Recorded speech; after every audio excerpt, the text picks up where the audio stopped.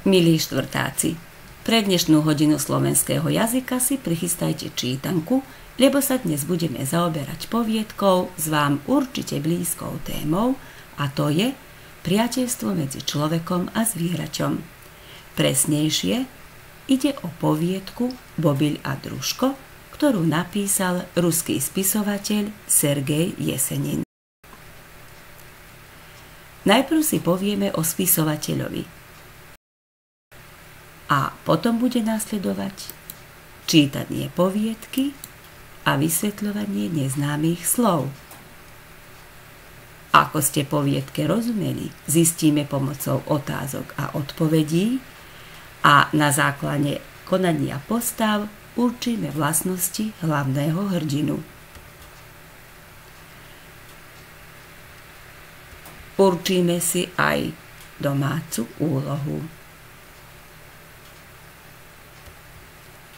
Povedzme si najprv o spisovateľovi. Sergej Jesenin sa narodil v roku 1895 a žil do roku 1925. Bol ruský básnik. Písal pre dospelých prekrásne básne o láske, dedine a prírode. Poviedku Bobyľ a Družko napísal pre svoju sestru Kaťušu.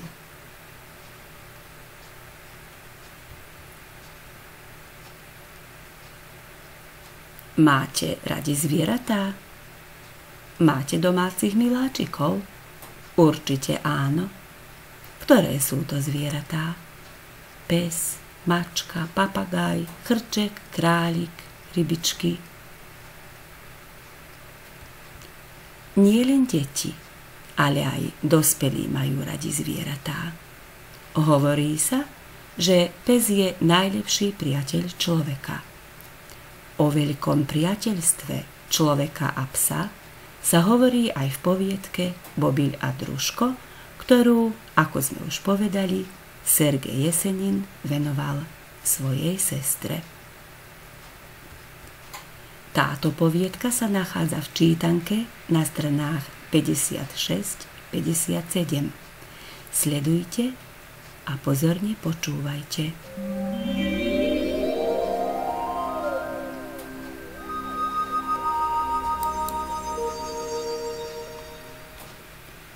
Bobyľ a Družko.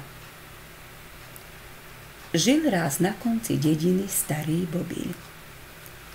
Mal Bobyľ svoju kolibu a psa. Chodil po svete, zbieral kúsky chleba a tak sa živil. Bobyľ sa nikdy neodlúčoval od svojho psa, ktorého z lásky volal Družkom. Ide Bobyľ po dedine, klope na okno a Družko stojí vedľa neho a chvostom kýva. Ako keby aj on čakal almužnu. Hovoria ľudia Bobyľovi: prečo, Bobyľ, neopustíš psa? Ani sám nemáš čo jesť. Pozerá sa Bobyľ na neho svojimi smutnými očami, dlho pozerá, potom zavolá Družka a odchádza. Ponúknutú skilu chleba nevezme. Smutný býval Bobyľ. Málo kedy sa rozprával s ľuďmi. Nastala zima. Zadula zlovestná metelica. Zaviala všetko na zemi a nanosila veľké záveje. Brodí sa Bobyľ cez záveje. Opiera o paličku, chodí od domu do domu a Družko stále s ním. Túli sa k Bobyľovi a svojimi rozumnými očami, ako keby chcel povedať: nikomu my dvaja nie sme potrební, nikto nás nepritúli, nikto nepoteší, sami sme samučičky. Pozerá Bobyľ na psa, pozerá a ako keby čítal jeho myšlienky, tížko povie: len ma, družko, nikdy neopusť. Neopusť starca. Kráča Bobil s obsom a len s veľkou námahou sa dostáva do svojej koliby. A ona je vetchá, chatrná. Pozrie pod pec, všade pokuce, ale nikde ani triesky. Díva sa Bobil na družka a hovorí: zapriahnem ťa, družko, do sánok, odídeme do lesa, nazbierame dreva, dovezieme ho, založíme do pece a ohrejeme sa v našej izbietke. Zapriahol Bobil družka, doviezol dreva, založil do pece, objal družka a pohľadil ho. Zamyslel sa Bobil pri peci nad svojou minulosťou. Začal družkovi rozprávať o svojom živote. Vyrozprával mu smutnú rozprávku. A keď dokončil, smutne doložil: viem, že mi ty, družko, nič neodpovieš. Nepovieš mi ani slovko útechy, ale oči máš rozumné. Viem, že všetko rozumieš.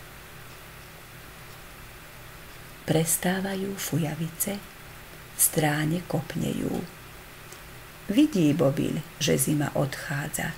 Vidí, nuž, hovorí družkovi: teraz bude, družko môj, jar. Teraz aj my ožijeme. Prihrialo jarné slniečko, zazúčali potvočiky. Pozerá Bobil von oknom, zem pod oknom ščernela, stromy pučia, vonia jarou. Ale roky oklamali Bobila. Staroba ho podlomila, nohy vypovedali, kašeľ dusí, zrak sa kalí. Roztopil sa sneh, osušila zem. Stromy zakvitli, ale starec z koliby nevychádza. Leží na postielke a nemôže sa ani hnúť.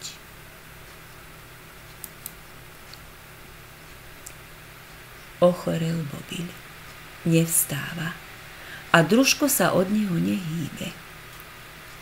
Cíti starec blízku smrť, cíti, objíma družka, začne horko plakať. Na koho ťa, družko, zanechám? Ľudia sú nám cudzí. Spolu sme žili a smrť nás odlučuje. Cítim, že je už veľmi blízko. S Bohom, navštevuj môj hrob a pamätaj na starého druha.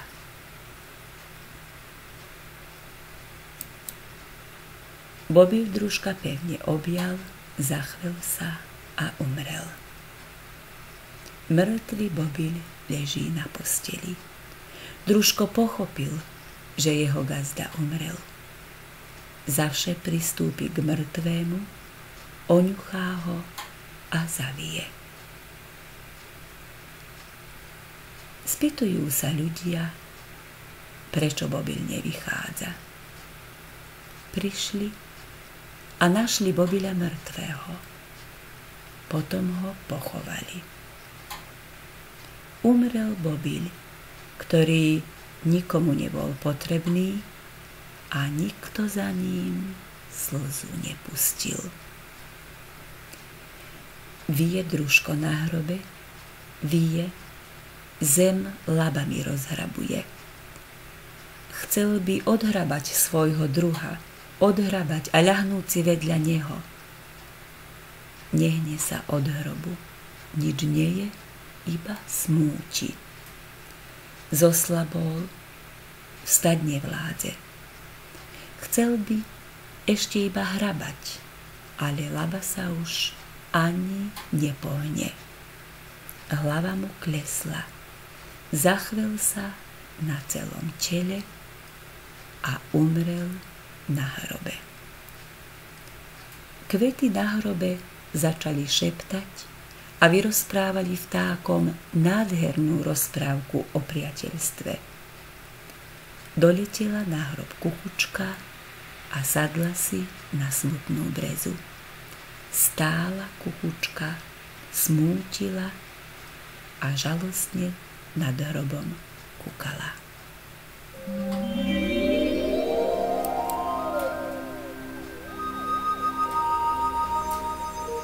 Ako sa cítite po vypočutí tejto poviedky? Veselo? Alebo smutne? Určite smutne, lebo je opísaný smutný príbeh chudobného človeka Bobila a jeho veľké a úprimné priateľstvo voči psovi Družkovi, s ktorým ho iba smrť rozdelila. Čo je opísané v tejto poviedke? Opísané je priateľstvo medzi človekom a psom. Kto je hlavná postava? Hlavná postava je Bobil. Je aj Družko literárnou postavou?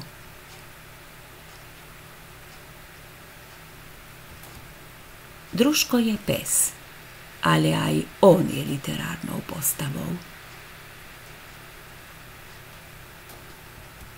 Postavy v literárnom diele možno stvárniť aj ich vzťahom iným postavám.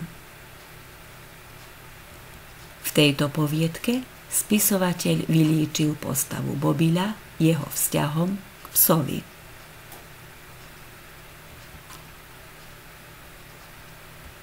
Vysvetlíme si najprv neznáme slová. Almužna je to, čo sa dáva žobrákovi, milodar. Bobil a Družko čakali, že im dajú almužnu. Skiva je to odkrojený kus chleba, krajec. Vetchý je chatrný, biedný. Bobilova koliba je vetchá, chatrná, biedna. Zurčať znamená klokotať, žblnkať. V texte je krásna veta: prihrialo jasné slniečko, zazurčali potvočiky. Zavše znamená niekedy, z času na čas, občas. Ako si predstavujete Bobila? Ako by ste ho opísali?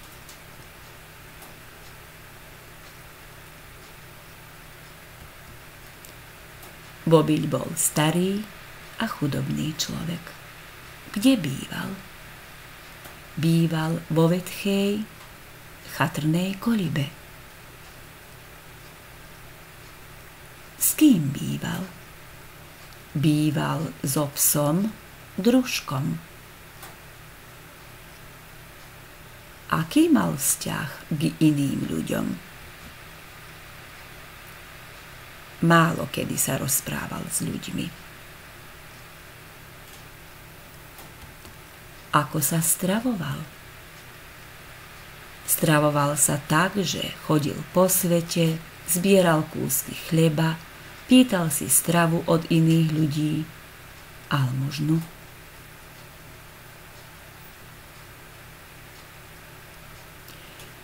Čo urobil, keď sa ho ľudia pýtali, prečo neopustí psa, keď ani on nemá čo jesť?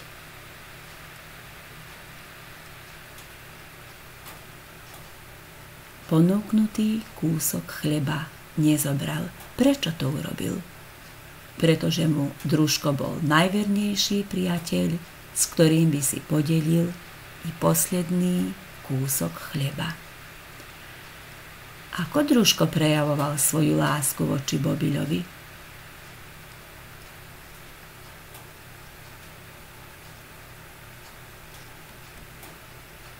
Družko ho všade sprevádzal a od radosti chvostom kýval.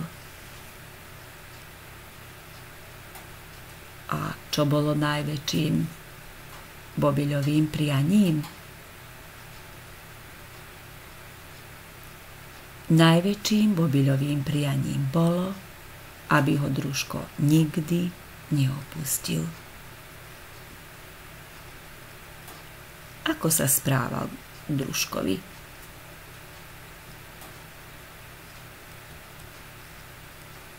Správal sa k nemu ako voči človekovi. Dôveroval mu. Dôveroval psovi, lebo ho ľudia určite sklamali. Vyrozprával mu o svojom nešťastnom živote a veril, že všetko rozumie, hoci mu nemôže povedať ani slovko útechy.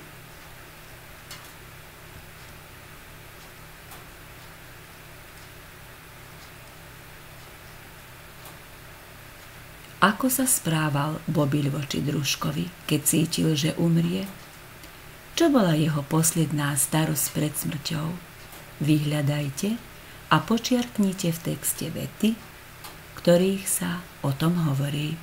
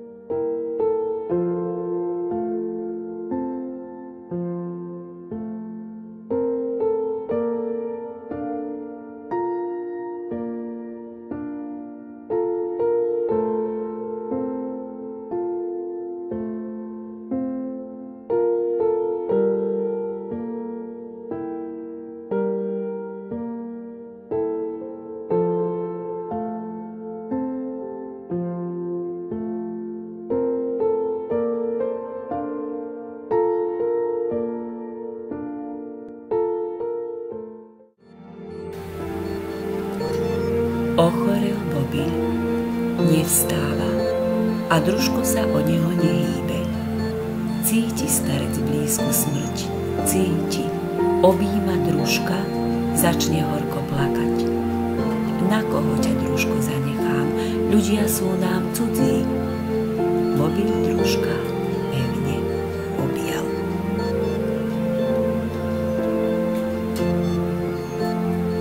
Teda posledná Bobiľova starosť pred smrťou bola, na koho zanechá družka. Posledné jeho slová a posledné jeho myšlienky venoval najvernejšiemu priateľovi družkovi. Postavu Bobiľa sme stvárňovali na základe jeho vzťahu k iným postavám. Prepíšte si toto do zošita a porozmýšľajte, ako sa vy správate voči svojmu domácemu miláčikovi a vôbec voči iným zvieratám.